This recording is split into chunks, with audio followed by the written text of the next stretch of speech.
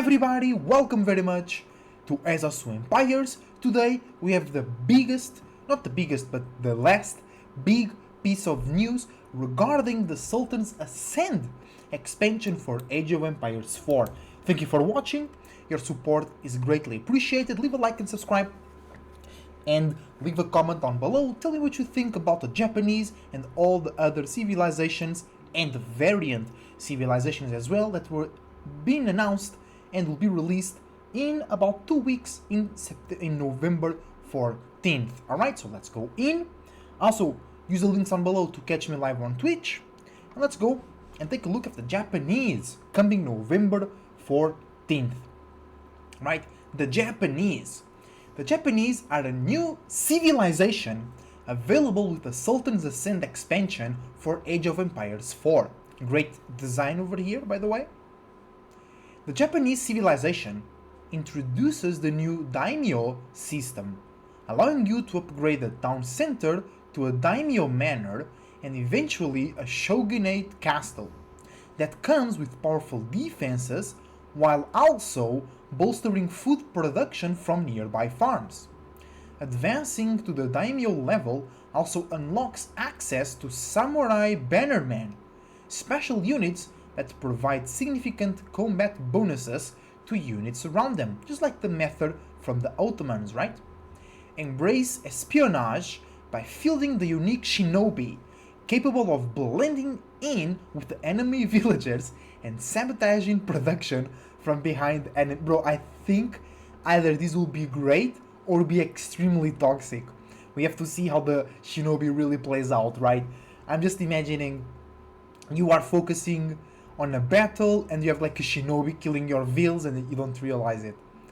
In Age of Empires 4, the Japanese civilization spans the late 8th century CE to early 17th century CE. Collapse of imperial power has separated the Japanese into small kingdoms, ruled by warlords, to ultimately be reunified by a bloody civil war.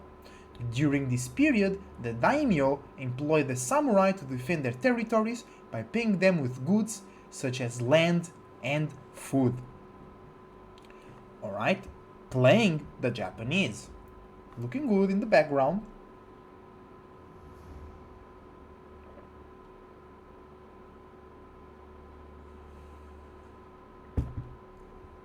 The Japanese civilization begins Age 1 with multi-purpose buildings that offer unique options for early strategy and are excellent at producing fishing ships quickly. Okay, multi-purpose buildings that offer unique options for early strategy and they are excellent at producing fishing ships quickly. Okay, hello Garrett, welcome to the stream. They focus on localized economy supported by daimyo from town centers. Once upgraded into a daimyo manor, villagers working farms in the surrounding area will receive a large bonus and samurai bannermen become available to produce. A vast roster of infantry, primarily focused on the samurai, defend the territory and lead the battle with samurai bannermen.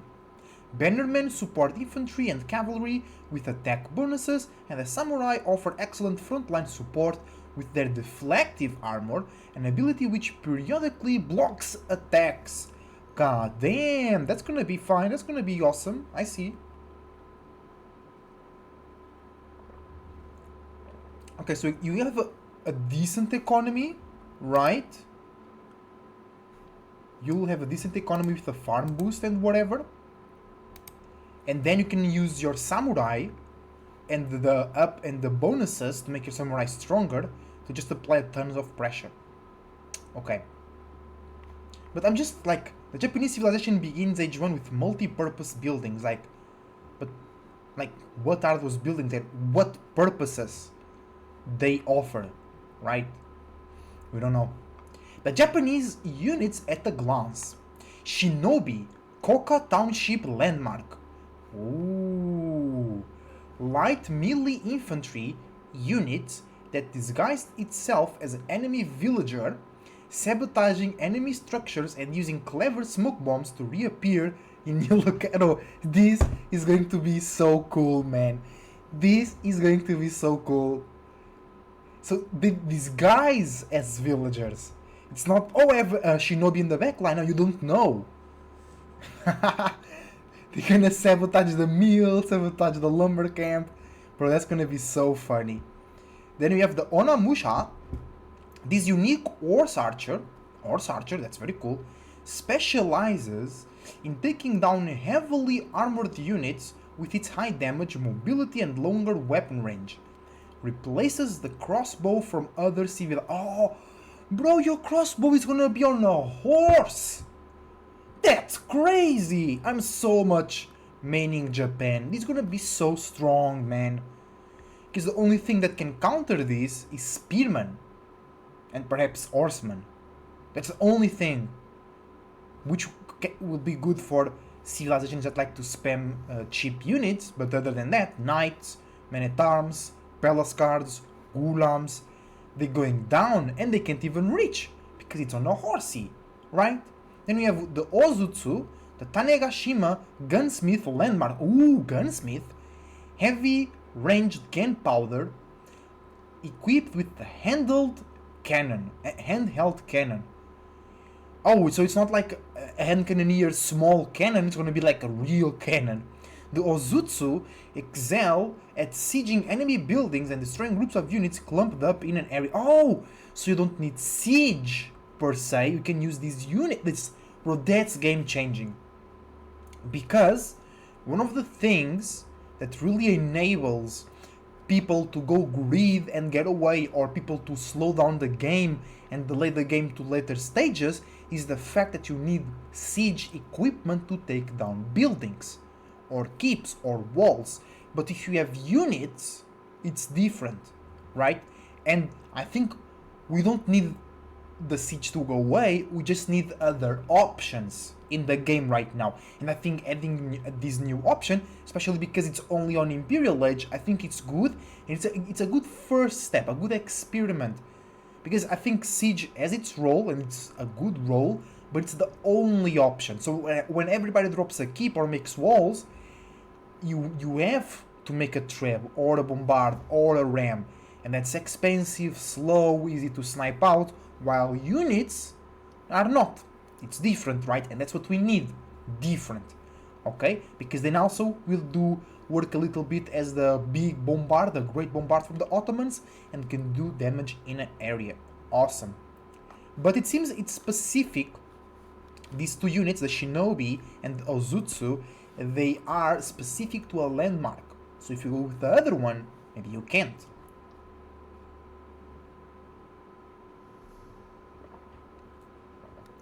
Oh, don't tell me this house works as a mill and a lumber camp.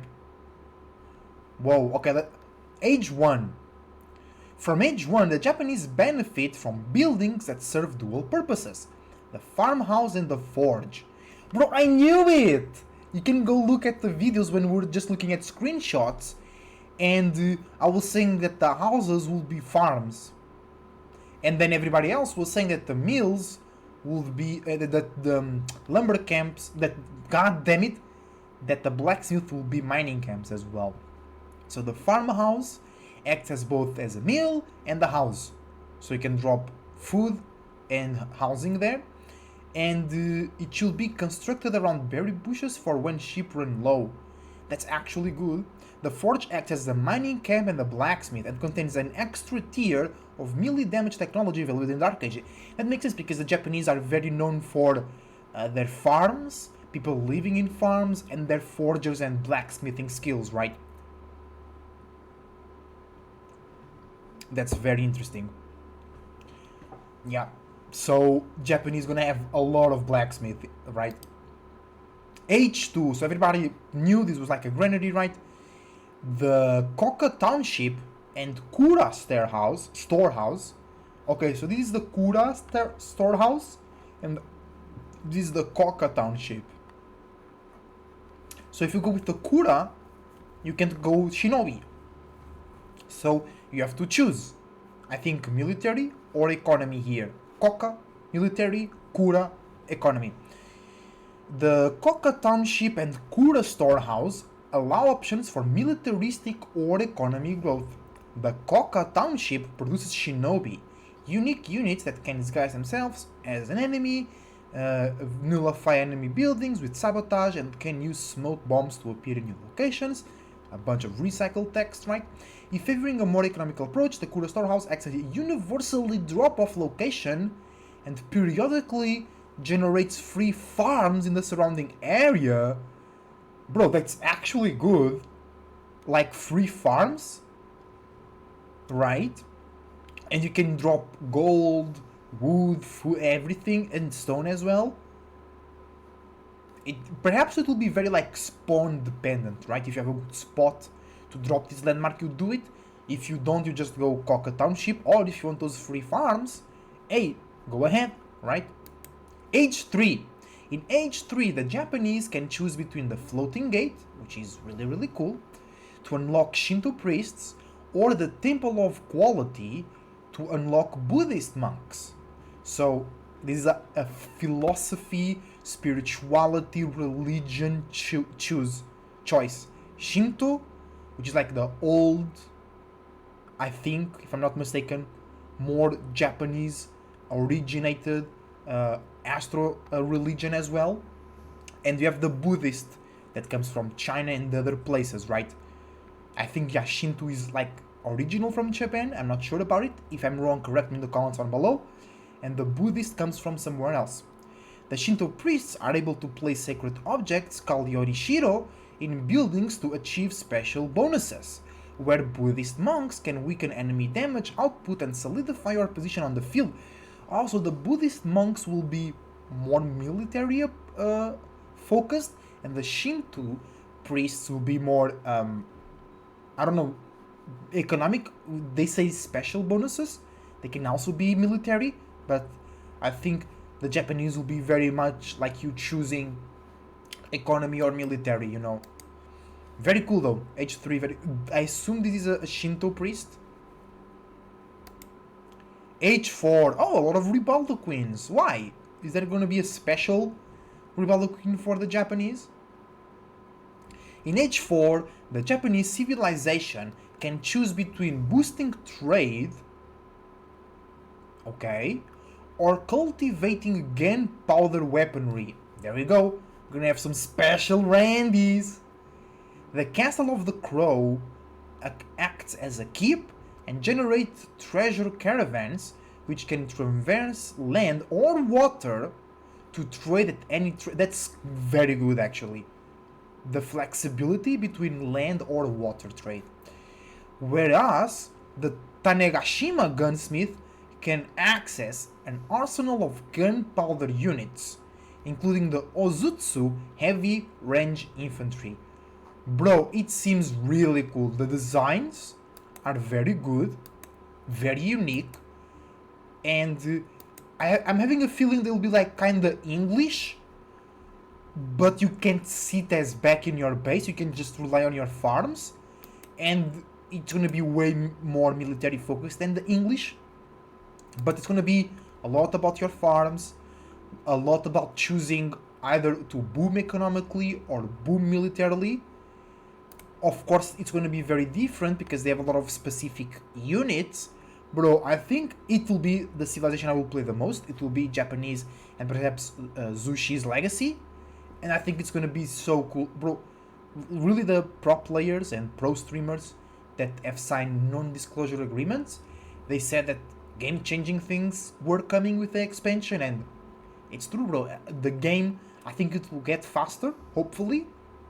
A bit faster. We don't want anything crazy like StarCraft, right? But a bit faster and more variability, right?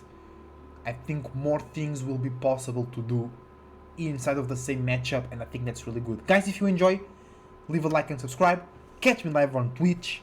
Until the next time, tell me what is your favorite new Civ or variant Civ. I love the Japanese.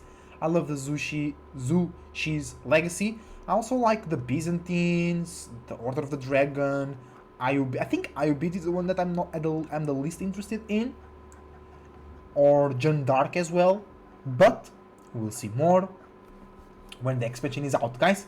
Thank you very much for watching. Till the next time, Zatari Cloud Surfer surfing out. Catch you live on Twitch. Let's go.